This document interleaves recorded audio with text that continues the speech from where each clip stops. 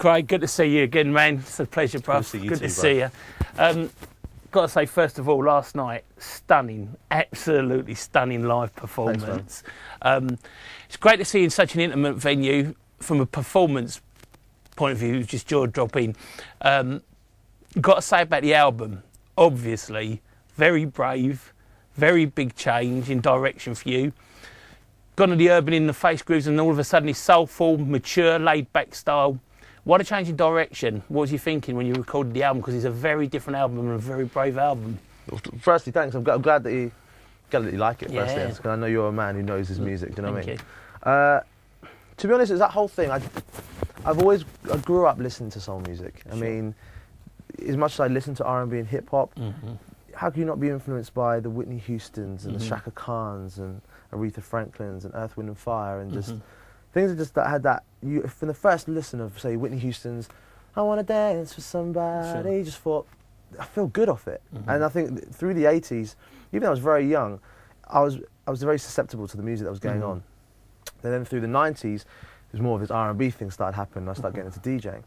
So, to be honest, when I approached this record, I just didn't want to make a record that, for example, I would love to go and I love buying, like, say, Joe or Tank or Tyrese's albums. Straight up R&B records. But what you find is that it's very heavily, all about who the producer is. And also, at the same time, it sort of meanders through the same topics and doesn't really sort of leave that kind of cool in the bedroom, we're doing this, we're doing that. And to be honest, I had my moments where I kind of I thought, oh, this is the way forward, I'm doing that. And I felt, you know what?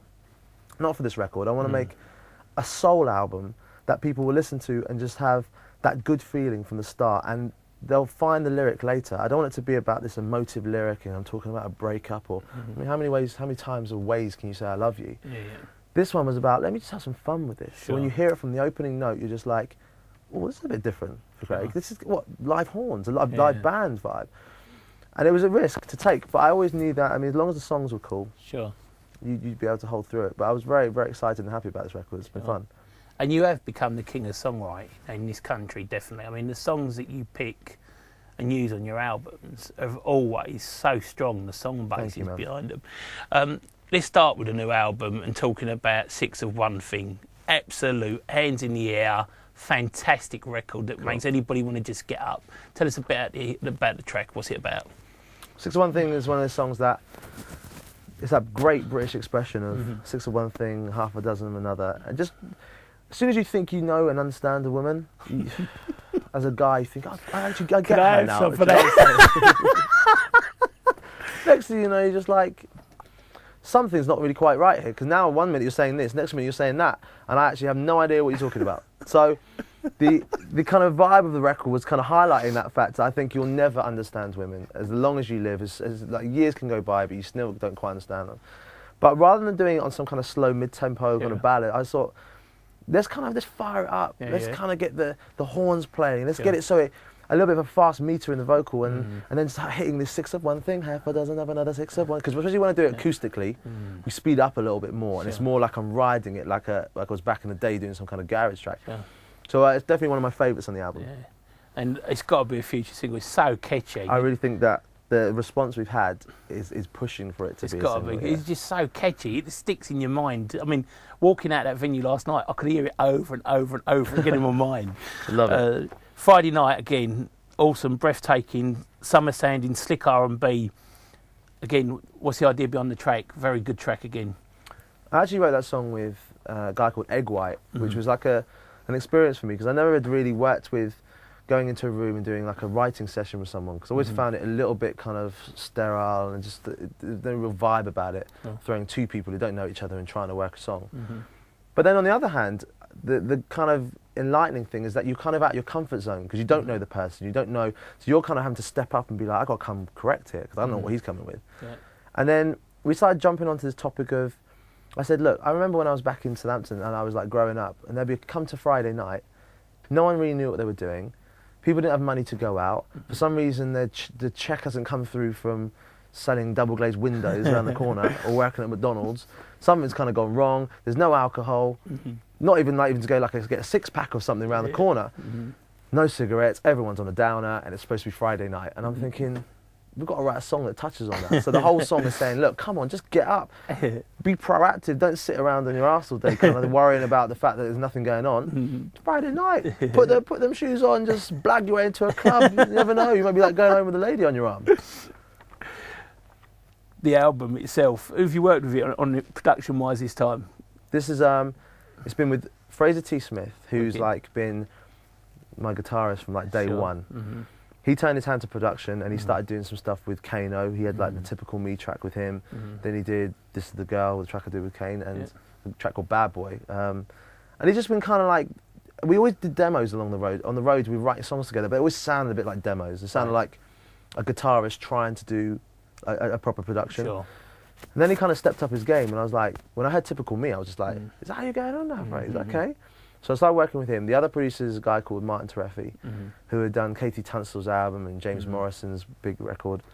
He's very much into his organic soul. So between the two of them, I just thought it was a very beautiful marriage where Fraser knows how I am when I'm on stage live doing performances, so he tries to bring that out of me.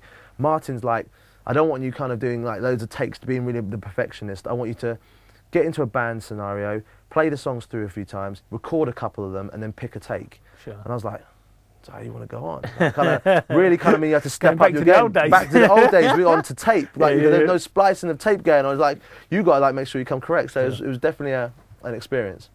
Talking of back in time, You Are Everything, sampled wickedly. Thanks, on Kind of Girl For Me.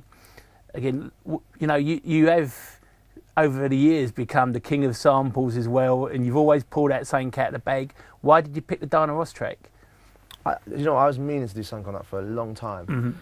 I loved the way Marvin Gaye and Diana Ross sang on that track, and I mean, like Mary J. Blige has used it since then, and so many other people have kind of like stumbled across exactly the same thing that I probably have. That it's got such a hypnotic, infectious melody, that segment of the song, because it kind of goes off into changes throughout the original.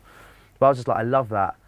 Let me throw my little thing on the top of it, and it sort of turns into a little bit more of a current version of it without it sort of being too similar to what Mary J. Blige was saying or too similar to anyone else. I thought, let me just change it up and come with my interpretation. And I was happy with it because a couple of samples now and again is not too bad. Nothing wrong with that, I tell you, especially when it's used that well. Cool.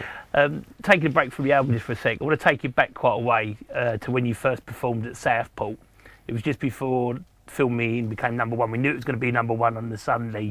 We was all having a big party up there. And I remember getting in the back of a 7-seater cruiser with you and a laptop, me and Trevor Nelson sitting there, and you're going like, what do you think of this if I do this, or what do you think of that? You still have that buzz when you go and perform live, because last night you just looked like you was full of it. You know what, I love performing at Ronnie Scott's was wicked, and having dates there, it's just because it's one of those places that is just like full of energy, full of like the intimacy of kind of knowing that when you're performing to each and every single one of the people that are in there, rather than a crowd a million miles away in an arena. But to be honest, I was like, I still get that buzz when I play like tracks out, and I get my laptop and I'm just like, now it's all like on the iPhone now, so it's a little bit smaller now. That's the only difference. And I'm still like, what do you think? What do you think? Back to the new album, Awkward, straight up bedroom chilling with the missus business, lyrically stunning. Again, it's a track that, you know, I think it's going to possibly shock some people that it's Craig David in some ways, because he's got that acoustic feel, you know, and I think people have become quite used to you being the king of club, you know. Again, wicked female vocalist on it. I know she performed with you last night, I didn't catch her name. How did that collaboration come around? Because it's a breathtaking track. There's this girl called Rita Ora, and I was introduced to her through Martin Terefi, and he said, you got to check out this girl out, because she sings like she's got this like really old, smoky, soulful voice, but she's only 16 and she's kind of got this charisma, and she's beautiful, and I was just like, okay, bring her to the studio. Brought her in, I was like, this girl looks like she's just a straight up model doing a model thing. But when she started singing and she got on the piano and started playing, I was like, are you having a laugh?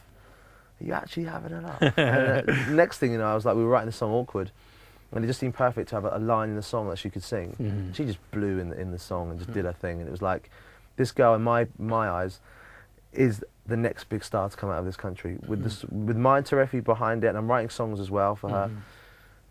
I have no doubt that she'll come through, especially at that age and being that confident and that much control in her voice. I just think by the time she's sort of hitting 19, 20, this girl's going to be like ridiculous.